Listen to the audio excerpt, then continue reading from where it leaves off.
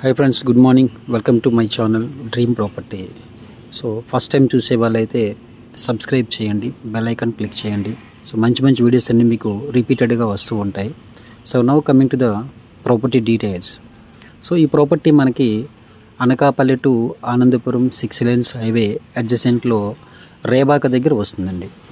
ఇది 5 acres UDA approved layout. ఇది resale property, south facing, 30x50, 166.66 square yards.